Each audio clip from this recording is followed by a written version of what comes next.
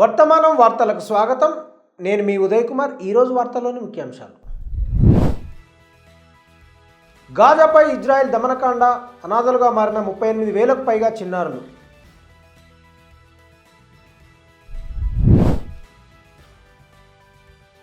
ట్రంప్కు America federal court జలక్ జన్మతా పౌరసత్వ రద్దు ఉత్తర్వులపై stay.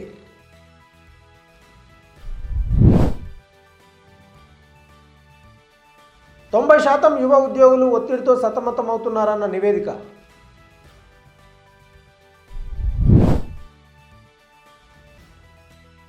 Bangladesh నుండి వచ్చే చొరబాటుదారులను అస్సాం అడ్డుకోవాల్సిందే, మణిపూర్ సీఎం బిరేన్ సింగ్.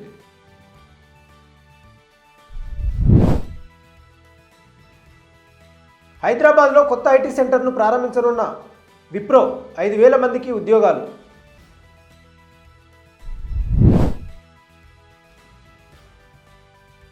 బీసీలకు జరుగుతున్న అన్యాయాలపై విద్యార్థి సంఘాల రౌండ్ టేబుల్ సమావేశం.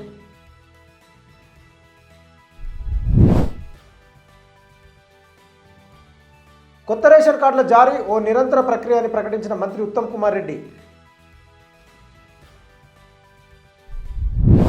గాజాపై ఇజ్రాయెల్ జరిపిన క్రూరమైన యుద్ధంలో 38,000 మందికి పైగా పాలస్తీనియన్ పిల్లలు అనాథలయ్యారు.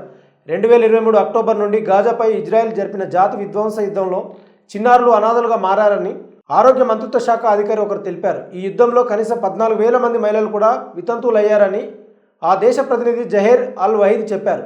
దాదాపు 32,151 మంది పిల్లలు తమ తండ్రులను కోల్పోయారని, 4,417 మంది తల్లులను కోల్పోయారని, 2,000 మంది తల్లిదండ్రులు ఇద్దరిని కోల్పోయారని పాలస్తీనియన్ అధికారి వివరించారు. ఈ గణాంకాలు గాజా ప్రజలు అనుభవించిన బాధను ప్రతిబింబిస్తాయి. దీని ప్రకారం అనాథలు, బాధిత కుటుంబాల బాధలను తగ్గించడానికి, వారి జీవితాలను పునర్నిర్మించడానికి ప్రతి ఒక్కరూ అత్యవసరంగా కృషి చేయాలని ఆయన అన్నారు. కాగా గాజా కాల్పుల విరమణ ఒప్పందం మొదటి దశ జనవరి 19 నుండి అమల్లోకి వచ్చింది. దీంతో ఇజ్రాయెల్ జాతి విధ్వంస యుద్ధాన్ని నిలిపివేసింది. ఈ యుద్ధం దాదాపు 47,300 మంది పాలస్తీనియన్లను చంపింది. వారిలో మహిళలు, పిల్లలే ఎక్కువ. ఇజ్రాయెల్ దమనకాండలో 1,00,000 మందికి పైగా గాయపడ్డారు. 3 దశల కాల్పుల విరమణ ఒప్పందంలో ఖైదీల మార్పిడి, ఆ ప్రాంతంలో ప్రశాంతత నెలకొల్పేలా చూడడం ముఖ్యం. అంతేకాదు, ఈ ఒప్పందం శాశ్వత కాల్పుల విరమణ, గాజా నుండి ఇజ్రాయెల్ దళాలను ఉపసంహరించుకోవడం లక్ష్యంగా పెట్టుకుంది. ఇజ్రాయెల్ దాడితో 11,000 మందికి పైగా ప్రజలు తప్పిపోయారు. ఈ విధ్వంసం కారణంగా ఏర్పడ్డ మానవతా సంక్షోభం అనేక మంది వృద్ధులు, పిల్లలు ప్రాణాలను బలికొంది. ఇది ఇప్పటి వరకు అత్యంత దారుణమైన ప్రపంచ మానవ విపత్తులలో ఒకటి. గాజాలో యుద్ధ నేరాలు, మానవత్వానికి వ్యతిరేకంగా చేసిన నేరాలకు గాను ఇజ్రాయెల్ ప్రధానమంత్రి బెంజమిన్ నెతన్యాహు, మాజీ రక్షణ మంత్రి యోవ్ గలంట్పై గత సంవత్సరం నవంబర్లో అంతర్జాతీయ క్రిమినల్ కోర్టు అరెస్ట్ వారెంట్లు జారీ చేసింది. గాజా ఎన్క్లేవ్పై యుద్ధం చేసినందుకు ఇజ్రాయెల్ అంతర్జాతీయ న్యాయస్థానంలో కూడా మారణహోమం కేసును ఎదుర్కొంటోంది. అమెరికాకు వలస వచ్చిన వారి సంతానానికి జన్మతా లభించే పౌరసత్వ హక్కును రద్దు చేస్తూ అధ్యక్షుడు ట్రంప్ ఇచ్చిన ఆదేశాలను సియాటిల్ ఫెడరల్ కోర్టు తాత్కాలికంగా నిలిపివేసింది. ఇది నిస్సందేహంగా రాజ్యాంగ విరుద్ధమని యుఎస్ జిల్లా న్యాయమూర్తి జాన్ కోహెనర్ అభివర్ణించారు. డెమోక్రటిక్ నేతృత్వంలోని 4 రాష్ట్రాల విజ్ఞప్తి మేరకు జడ్జి ఉత్తర్వును అమలు చేయకుండా స్టే మంజూరు చేశారు. డెమోక్రటిక్ పార్టీ పాలనలో ఉన్న వాషింగ్టన్, అరిజోనా, ఇల్లినాయిస్, ఒరేగన్తో సహా 22 రాష్ట్రాలు, పలు వలసదారుల సంఘాలు ఈ ఉత్తర్వులను సవాల్ చేస్తూ సియాటిల్ ఫెడరల్ కోర్టును ఆశ్రయించాయి. అమెరికా రాజ్యాంగంలోని 14వ సవరణ ప్రకారం పౌరసత్వ చట్టం నిబంధనలకు ఈ ఆదేశాలు వ్యతిరేకమని స్పష్టం చేశారు. దేశంలో పుట్టిన ఎవరికైనా పౌరసత్వం ఇవ్వాల్సిందేనని న్యాయవాదులు వాదించారు. గతంలో ఈ అంశాన్ని అమెరికా సుప్రీంకోర్టు కూడా బలపరిచిందన్నారు. దీంతో న్యాయమూర్తి ట్రంప్ ఉత్తర్వులపై తాత్కాలిక నిషేధం విధించారు. ట్రంప్ తీసుకున్న చర్య రాజ్యాంగం కల్పించిన హక్కును ఉల్లంఘిస్తుందని వారు కోర్టులో సవాల్ చేశారు. కాగా యునైటెడ్ స్టేట్స్లో జన్మించిన ఎవరైనా పౌరుడు చట్టబద్ధమైన శాశ్వత నివాసి కాకపోతే అమెరికాలో జన్మించిన పిల్లల పౌరసత్వాన్ని గుర్తించడానికి నిరాకరించాలని ట్రంప్ తన కార్యనిర్వాహక ఉత్తర్వులో యుఎస్ ఏజెన్సీలను ఆదేశించారు. ఈ ఉత్తర్వు ప్రకారం ఫిబ్రవరి 19 తర్వాత వలస వచ్చిన వారికి పుట్టిన పిల్లలు జన్మతా పౌరసత్వ హక్కును కోల్పోతారు. కాగా అమెరికా ఫెడరల్ కోర్టు తీర్పుపై అధ్యక్షుడు ట్రంప్ స్పందించారు. దీనిపై తప్పకుండా అప్పీల్కు వెళ్తామని ప్రకటించారు. ఒకవైపు ఇన్ఫోసిస్, L&T చైర్మన్లు ఎక్కువ పని గంటలను ప్రోత్సహిస్తుండగా, మరోవైపు సంక్లిష్టమైన ఉద్యోగ బాధ్యతలతో యువతలో ఆందోళన, నిస్పృహలు పెరుగుతున్నాయి. ఉద్యోగం చేస్తున్న 25 ఏళ్లలోపు యువకుల్లో 90% మంది ఆందోళనతో బాధపడుతున్నారని, అంటే వారి మనసులు నిరంతరం అశాంతితో ఉంటాయని, వారు తరచూ ఒత్తిడికి గురవుతున్నారని ఇటీవల ఓ సర్వే వెల్లడించింది. 45 ఏళ్లు పైబడిన వారిలో 67% మంది ఇలాంటి లక్షణాలు ఎక్కువగా కనిపించాయని 1-to-1 హెల్ప్ గ్రూప్ నిర్వహించి state of emotional wellbeing report పేర్కొంది. ఇక మహిళా ఉద్యోగుల్లో పురుషుల కంటే అధిక స్థాయిలో ఆందోళనను ఎదుర్కొంటున్నారు. హార్మోన్ల అసమతుల్యత సామాజిక కారకాలు ఒత్తిడికి దోహదపడ్డాయని సర్వేలో తేలింది. అంతేకాదు ఉద్యోగులలో ఆత్మహత్య ప్రమాదం పెరిగిందని నివేదిక తెలిపింది. దాదాపు 83,000 మందితో కౌన్సిలింగ్ సెషన్లలో నిర్వహించిన సర్వే నివేదిక కార్పొరేట్ రంగంలో పనిచేస్తున్న యువ నిపుణులకు అత్యవసరంగా మానసిక ఆరోగ్య మద్దతు అవసరమని సూచించింది. ఈ సవాళ్లను ధీటుగా ఎదుర్కోవడానికి కార్పొరేట్ వాతావరణంలో పనిచేసే యువతకు తక్షణ సాయం అవసరమని సర్వే నొక్కి చెప్పింది. వారిలో చాలామందికి మానసిక ఆరోగ్య నిపుణుల నుండి మార్గదర్శకత్వం అవసరం. కార్పొరేట్ ఉద్యోగులలో మానసిక ఆరోగ్య సమస్యలు 15% పెరిగినట్లు డేటా సూచిస్తుంది. ఈ పరిణామం ఉద్యోగులకు కౌన్సిలింగ్ అవసరమని నొక్కి చెప్తుంది. సర్వే రిపోర్టుపై 1-to-1 help CEO Mahua Bisht మాట్లాడుతూ, మా నివేదిక ఉద్యోగులలో ఆందోళనలో గణనీయమైన పెరుగుదలను చూపింది. దీనికి వివిధ కారణాలు ఉండవచ్చు, కానీ అత్యంత క్లిష్టమైన అంశం ఏమిటంటే ఈ సమస్యను తగ్గించడంలో నిర్వాహకులు ముఖ్యమైన పాత్ర పోషించగలరు. మేనేజర్ నుండి సకాలంలో సహాయం ఉద్యోగులకు అవసరమైన భావోద్వేగ మద్దతును అందించగలదు. ఇది చాలా సానుకూల ప్రభావాన్ని చూపుతుందని మహువా అన్నారు. బంగ్లాదేశ్ నుండి వచ్చే అక్రమ చొరబాటుదారులను అస్సాం గుర్తించలేకపోతే ఈ వలసదారులు మణిపూర్లోకి ప్రవేశించే అవకాశం ఉందని ఆ రాష్ట్ర సీఎం బిరెన్ సింగ్ మీడియాతో అన్నారు. ఈ మేరకు మణిపూర్ ముఖ్యమంత్రి మాట్లాడుతూ, తమ రాష్ట్రం ఇప్పటికే మయన్మార్ నుండి అక్రమ చొరబాటు సమస్యలను ఎదుర్కొంటుందని, పొరుగు దేశం నుండి ప్రజలు అక్రమంగా ప్రవేశించకుండా నిరోధించడానికి రాష్ట్రంలోని పశ్చిమ దక్షిణ ప్రాంతాలలో కూడగట్టి బందోబస్తు నిర్వహిస్తున్నామని అన్నారు. మణిపూర్ అస్సాంతో 204 కిలోమీటర్ల అంతర్రాష్ట్ర సరిహద్దును కలిగి ఉందని బిరెన్ సింగ్ అన్నారు. త్రిపురతో పాటు అస్సాం కూడా బంగ్లాదేశ్ నుండి చొరబాటు సమస్యలను ఎదుర్కొంటుందని ఆయన అన్నారు.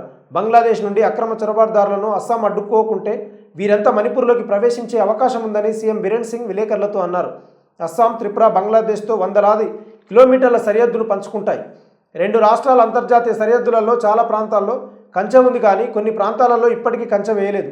సరిహద్దు అవతల నుండి జరిగే అక్రమ చొరబాట్ల గురించి భద్రతా దళాలతో పాటు స్థానిక ప్రజలను కూడా అప్రమత్తం చేయాలని ముఖ్యమంత్రి అన్నారు. తప్పుడు సమాచారాన్ని వ్యాప్తి చేసే వారిపై కఠినమైన హెచ్చరిక చేస్తూ సోషల్ మీడియా ద్వారా ద్వేషపూరిత ప్రసంగాలు, తప్పుడు కల్పిత సమాచారం, కథనాలను వ్యాప్తి చేసే వారిపై చట్ట ప్రకారం కఠిన చర్యలు తీసుకుంటామని సీఎం అన్నారు.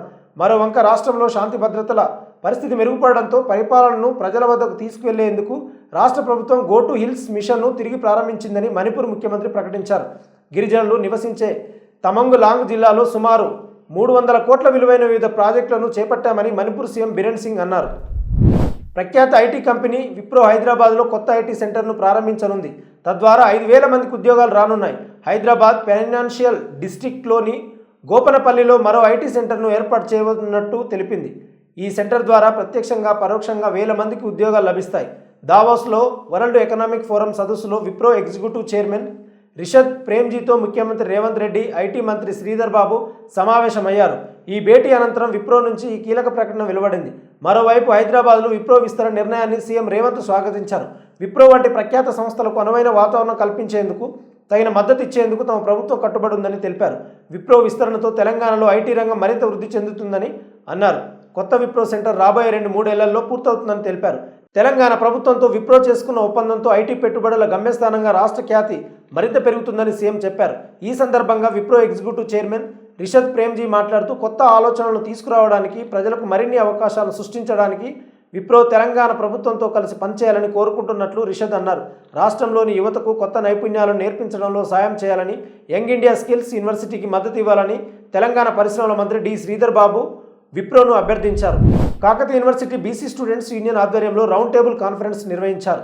ఈ సందర్భంగా ఎమ్మెల్సీ తీన్మార్ మల్లన్న మాట్లాడుతూ, బీసీ తరగతులకు జరుగుతున్న అన్యాయాలను ఇకపై సహించేది లేదని, బీసీ వర్గాలను ఐక్యం చేసే హక్కులను సాధించుకునేందుకు పోరాటం చేస్తానని ఆయన హామీ ఇచ్చారు. గత 75 ఏళ్లుగా బీసీలకు న్యాయం అందడంలో అలసత్వం కొనసాగుతుంది. ఇప్పుడు ఈ అన్యాయానికి ముగింపు పలకాల్సిన సమయం ఆసన్నమైందని, అందుకే మనమందరం ఏకతాటిపైకి రావాలని తీన్మార్ బీసీ శ్రేణులకు పిలుపునిచ్చారు. ఈ క్లిష్ట తరుణంలో జమాతే ఇస్లామీ మాకు సాయం అందించడానికి నేను అభినందిస్తున్నాను అని ఆయన అన్నారు. ఈ సందర్భంగా ఆయన జమాతే ఇస్లామీకి కృతజ్ఞతలు తెలిపారు. ఈ రౌండ్ టేబుల్ సమావేశంలో పాల్గొన్న జమాతే ఇస్లామీ హిందూ తెలంగాణ రాష్ట్ర ఉపాధ్యక్షులు అబ్దుల్ మజీద్ షోయబ్ మాట్లాడుతూ, బీసీ తరగతులు ఎదుర్కొంటున్న సవాళ్లపై చర్చిస్తూ తమలో తాము ఐక్యతను ఏర్పరచుకోవడం ద్వారా బీసీలు అధికారం పొందగలరని, లేకుంటే అప్పటి వరకు సమస్యలు పరిష్కారం కావు అని అన్నారు. ఈ పోరాటంలో ముస్లింలు, బీసీ వర్గాలకు అండగా నిలుస్తున్నాయని షోయబ్ అన్నారు. ఈ సందర్భంగా ఫిబ్రవరి 2వ తేదీన వరంగల్ ఆర్ట్స్ కాలేజ్ గ్రౌండ్లో బీసీ వర్గాలు నిర్వహిస్తున్న బీసీ రాజకీయ యుద్ధబేరిలో రాష్ట్ర ముస్లింలు పెద్ద సంఖ్యలో పాల్గొని సభను విజయవంతం చేయాలని జేహెచ్ ఉపాధ్యక్షులు విజ్ఞప్తి చేశారు.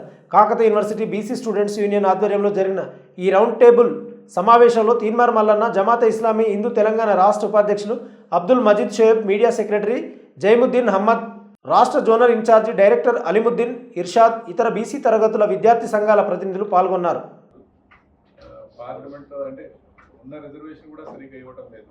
మీకు అందరికీ తెలుసు, పార్లమెంట్లో లాస్ట్ ఇయర్ రిపోర్ట్ ఇచ్చేటప్పుడు only 4% professors, because you are belong to Kakatiya university, that's why I'm telling this statistic. Only 4% professors are from BC community. ఆ రిప్రజెంటేషన్, అండర్ రిప్రజెంటేషన్ ఎలా ఉంది అందరికి తెలుసు. ఐఐటీస్లో ఇండియాలో ప్రీమియర్ ఎడ్యుకేషనల్ ఇన్స్టిట్యూషన్స్ 95% పోస్ట్ మొత్తం ప్రొఫెసర్స్ మొత్తం అగ్రవర్ణాలు ఉన్నారు. సో అండర్ రిప్రజెంటేషనే కాదు, యాక్చువల్గా మాట్లాడుతున్నాం మేము బీసీ రిజర్వేషన్ కోసం. కాంగ్రెస్ పార్టీ యాక్చువల్గా 94 ముందు మన ప్రైమ్ మినిస్టర్ కాస్ట్ కూడా బీసీ కాదు, వాళ్ళకి బీసీ కాస్ట్లో ఇంక్లూడ్ చేశారు. ఆ బీసీ ప్రైమ్ మినిస్టర్ లాగా వాళ్ళకి అంటే ఫేస్ లాగా చూపించడానికి, ఆ బీసీలకి మోసం చేయడానికి